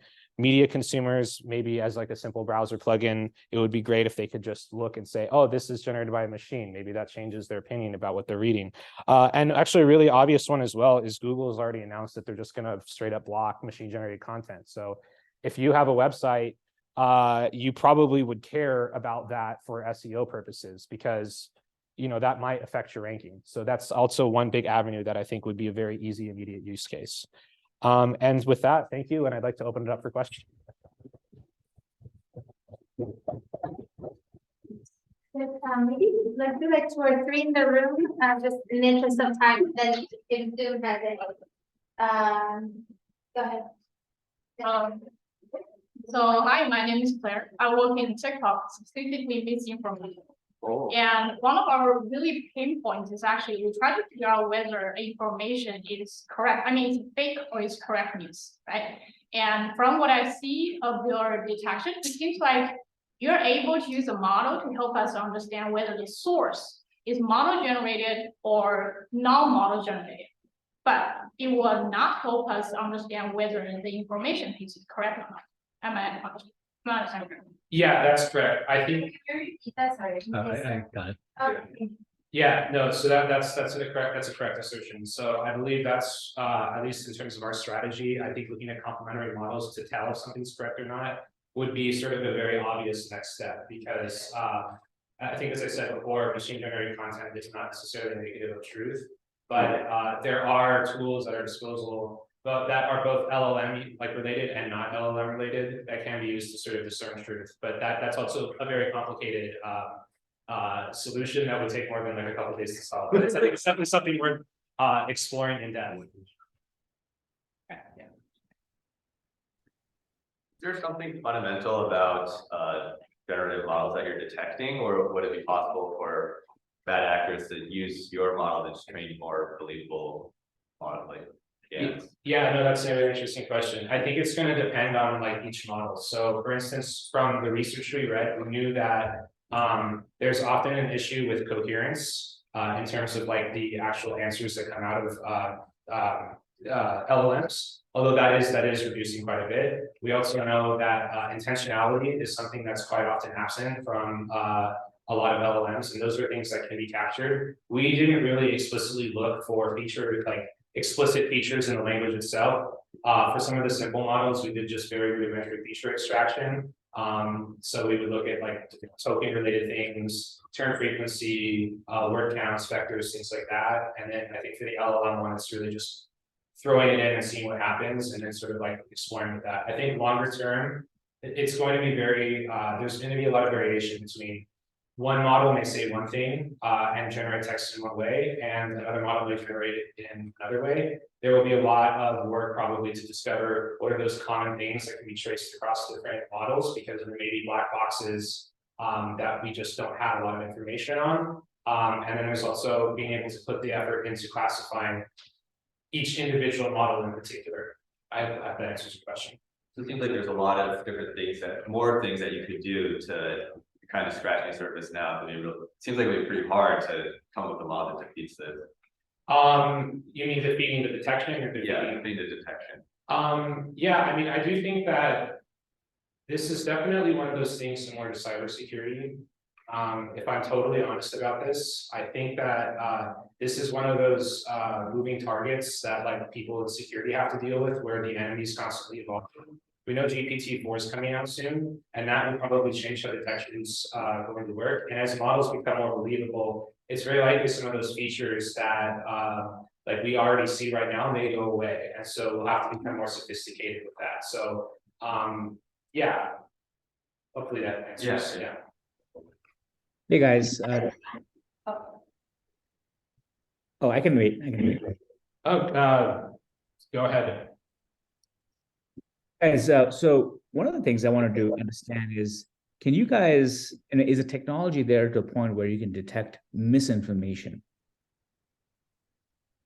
Yeah, so that's really interesting. I think it really boils down to, this is like very well outside of sort of like what we did, but like, at least in terms of my own opinion on misinformation, if you have places you consider authoritative sources of truth, I think you could hypothetically construct a model that could detect misinformation, but that's something that like I can't really fully validate right now. There are academic papers and tools out there that can classify what they consider fake news. And so I do believe it is technically possible. Doing it at scale and reliably in an adversarial environment, I think is still something we'd have to explore. Thank you. Yeah, can you double click on model performance? I mean, you showed 2 examples, it works, but does it work for like short text, long text, technical text? Like, yeah, like what is the confidence interval? What is the false positive, false negative? Like it sounds, it's such text is such a large. Oh, absolutely, yeah. So in summary, for like what we did, we trained it against GPT-3 Ada, which was one of the 3 models. We were able to, so we don't have the exact precision recall numbers. We wanted to just use accuracy for the sake of pitching this. We know that we can reliably determine if something's GPT-3 Ada by 90%. Was it 98%? Do you want to maybe talk more about this? Oh, okay. So yeah, we usually like ask GPT-3 to generate essays about certain topics. And we use 4,000 like a human-generated content and also like a machine-generated content and fine-tune, you know, this is correct, this is wrong, and after that, we tested, you know, with some validation data, and we use 2,000. Yeah, validation data, then the accuracy is and yeah, one last thing on that. So for we know from research that support vector machines, naive Bayes, and some other models can get up to 80% classification accuracy. We just within the limited scope only got up to about 60% with the other models. Naive Bayes, I think for us was like only as good as a coin flip. Awesome, thank you, team.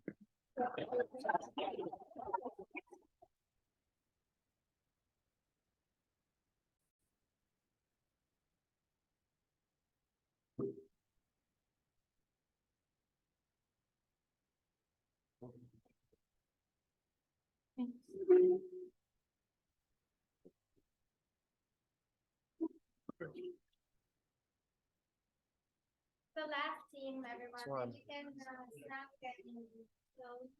Yeah. I'll do it here. Oh, yeah.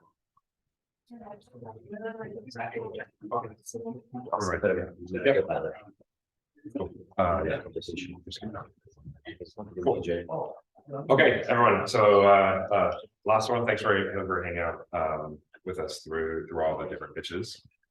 So I was fortunate enough to also be able to join a team when I was here, and so we're Procept.ai.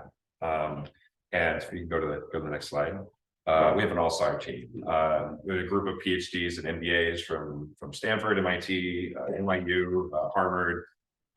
We have extensive experience in machine learning, language models, automation, and startups, right? And so the key is like the world's changing now. It's now possible to do work remotely, and the other big change that's happened is that now everything has started to move to the browser. That's a primary interface for productivity now. And for communication, everything you do about communication, all around productivity tools, you now do that for the browser. And so these changes really opened up some new opportunities. And so when we think about problems, we're all engineers, and we like to think about things from first principles, right? If you think about like a fully remote worker, you think about like, what is the actual interface? What are they actually doing? Well, in that web browser, well, you can move your mouse around, you can click on things, and you can type in the fields. And that's really all you could do in the browser, right? And so, the question there is that what is it that you can actually, can you actually train an AI to be able to do things, right?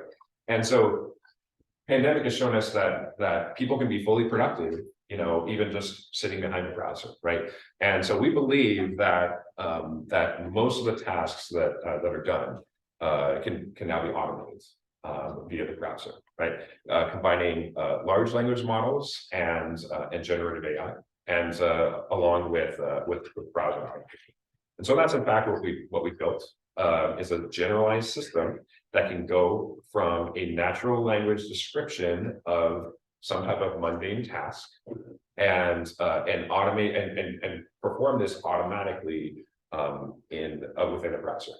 Now, many people who are engineers, they may have done things in browser automation before. It's very fragile normally, and us as engineers, we can probably figure it out, but the vast majority of people cannot, right? Because they're not engineers, they don't have that background.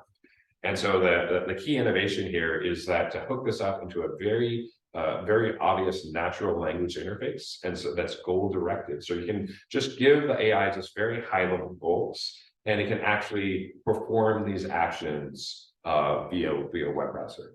So maybe we can just jump into a demo and then and show that.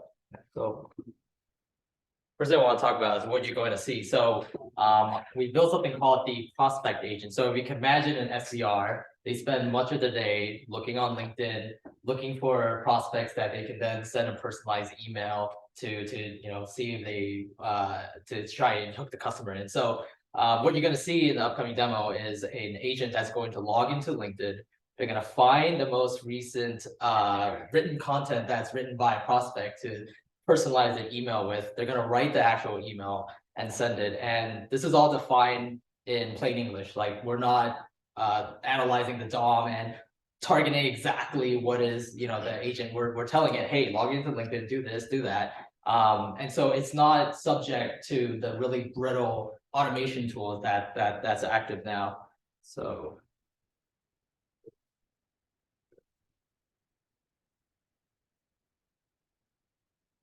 Do I have to exit this?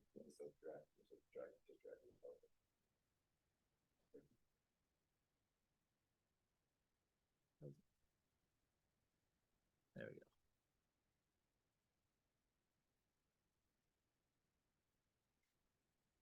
So here you see the prompt that we're giving to the actual agent to be able to figure out which items on the web page to actually input text, click, etc. So this is my personal LinkedIn. So now now that we're signed in, we're going to look and search for the prospect, and it looks like we found our prospect. So we're going to go into the profile, figure out where they post their articles.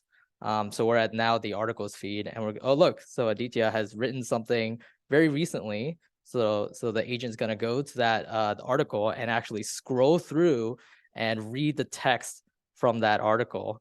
And so we'll give it, a couple seconds while it does that. And then it's going to call GPT and, my favorite UI, the console.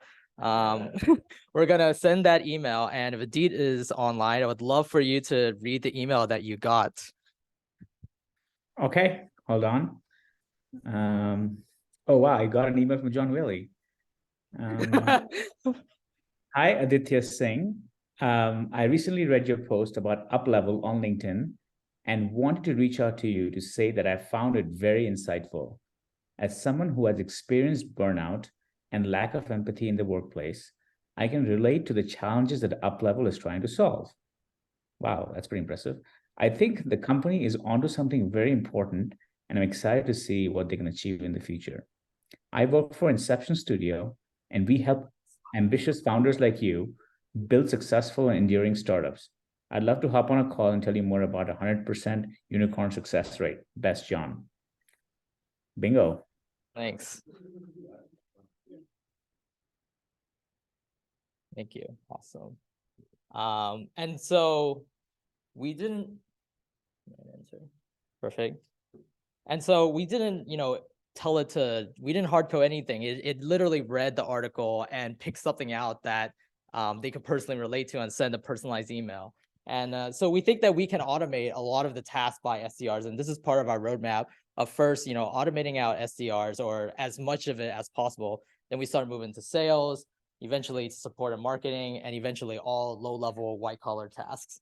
And so, and then we can just all relax as humans. And so this is a little bit of the market size. Imagine, shrinking your SDRs initially, the size from, 10 people to 2 people, because we can automate out 80% of those tasks. That's our initial beachhead market, eventually moving to encompass all of white collar. And so there's a couple modes that we like to talk about. So one is, I think like we're combining not just large language models with just text. We're also looking to pull in data from cross-domain training. So this is DOM elements. This is we'll look at your emails to understand like what you write. We'll look at your product descriptions, all your internal data to understand like what it is we can do to help you write a better closing email. We're going to integrate with downstream automation. So you guys saw that integrated with email, but what if we can start doing things like process your emails and go into HubSpot or Salesforce or whatever you have and automatically update all the fields with whatever new updates that your customer has given you. It's perfectly flexible, right? If you guys have done any automation before, usually you're hard coding things on the web page, and you can start to interact and have automations even in walled gardens for applications that don't have API integrations. And then last, we think like we can build a really compelling like customer data flywheel. Just a little bit about that. So, the more that you use this product, the more we're going to start to understand the data that lives inside your various sources, your Google Drive, your Slack, your emails, to understand, how you operate as a company. We're going to use all of that data to train better models, and those models are going to produce better workflows and higher accuracy for you. And basically become, a better worker over time, just like a human. And we think like now is the perfect time to do that, because for us, we think that the essential breakthrough for LLMs is their ability to understand the intent, right? Not just being able to generate a new piece of text, it's being able to understand like what is going on in the actual context and be able to figure out, what you mean by your instruction. We also think that there's a lot of SaaS app bloat. 5chan is doing, a lot in the integration space, but they can't do everything, right? And the last one is just the generality. This is referring to, the brittleness of current workflow automations. So with generative AI, you can start to understand dynamically what is on that screen and be able to figure out what actions you need to take from there. And that's all. So would love to take any questions.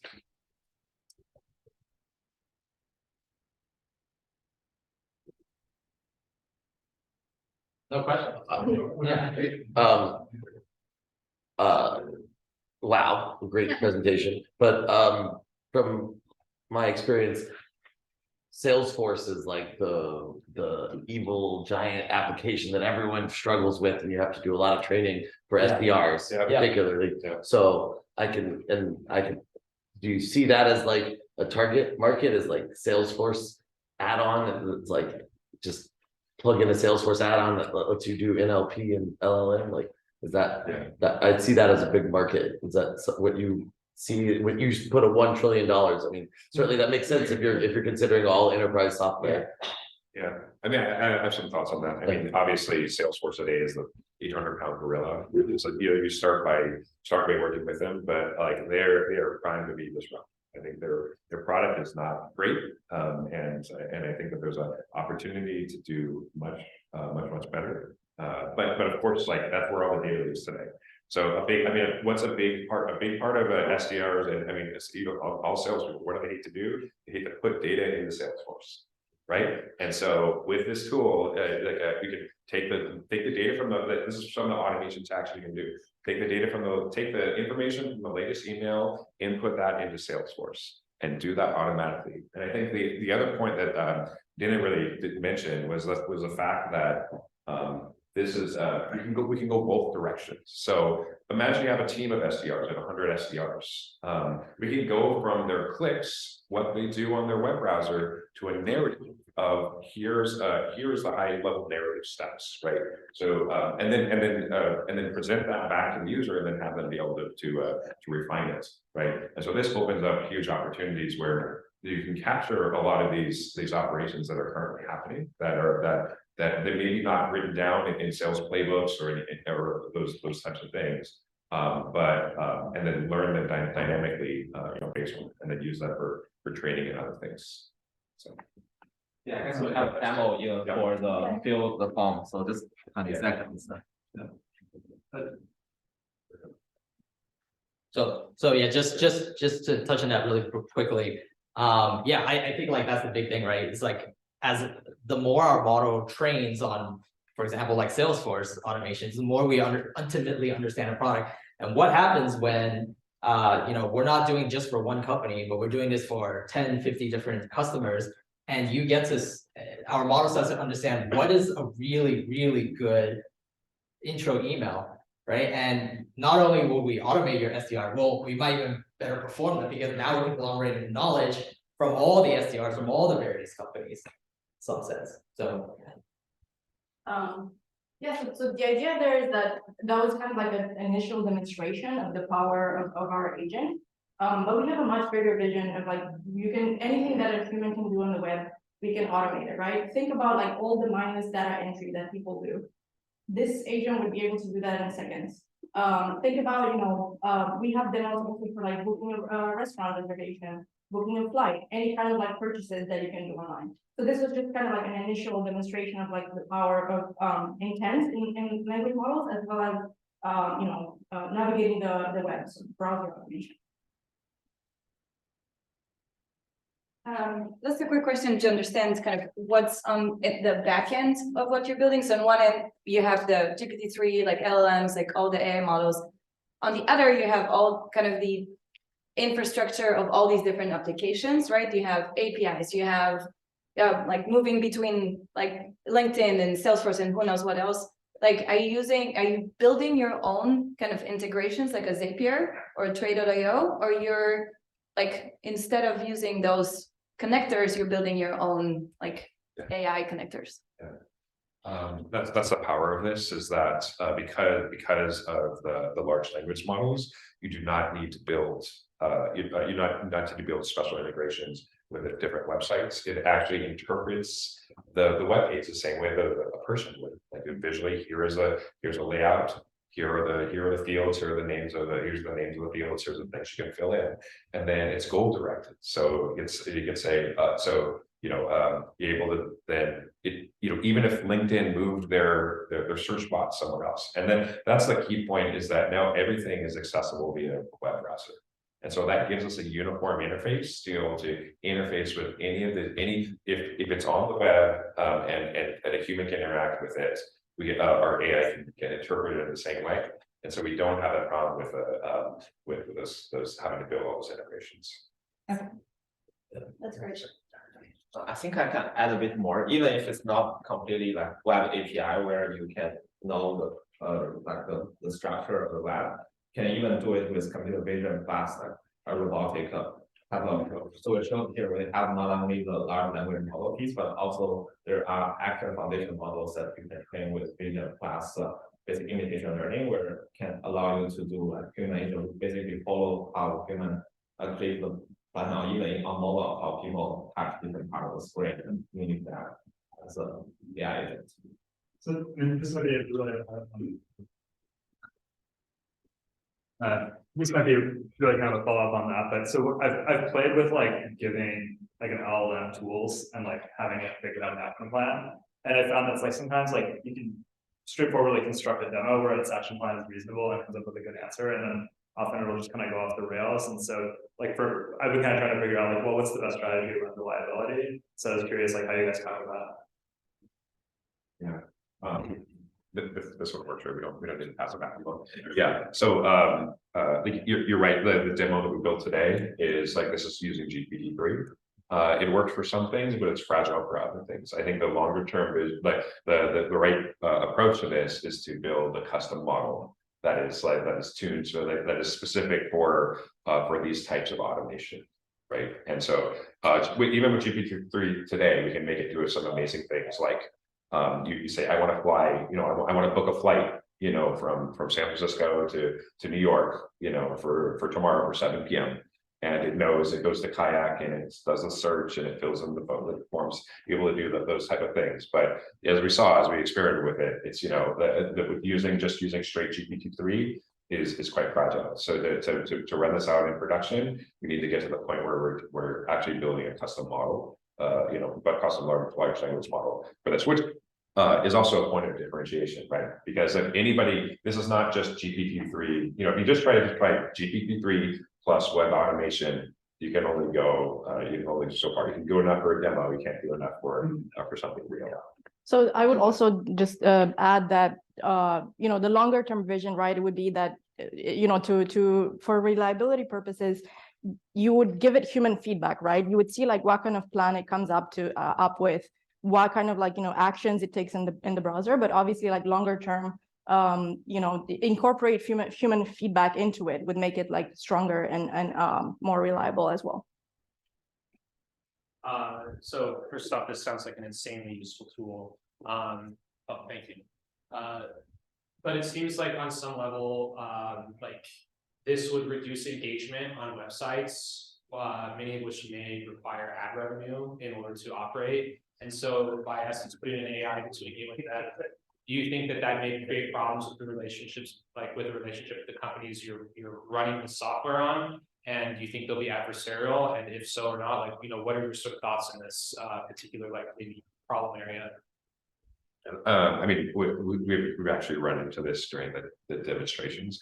So a lot of sites, they do not like having bots crawl them and walk and go across them. And so sometimes we get captured or other things that pop up there. So like this, I think this will this type of thing will be a challenge. I think that ideally that the websites would see the value in this as well, and that there would be other forms to be able to monetize there, because otherwise, we are a bots, right? So we want to build on that. I think like what GPT can do, and just large language models in general, you can probably tell it to, conduct this action in a human-like way. And if we build our own model, it'll understand, okay, now you got to move the mouse in like a specific kind of pattern to simulate human behavior. And so we'll probably get to the point where GPT our own large language model can simulate those human actions. On that note, we're gonna end it here because we're 5 minutes over time. Thank you guys so much. I'm sharing with the people on Zoom, each team's Zoom link. Please copy this and find them there. And then in here, you guys please choose which corner you're going to and all that. Thank you so much for making this happen. This wouldn't have happened without literally every single one of you, the organizers, the cohort, everyone was helped, like Ryan with the AV, like, I don't know, everyone. Greg picked up like pizza the other day. This was a group project that Inception has been so much work, but so rewarding. So thanks everyone.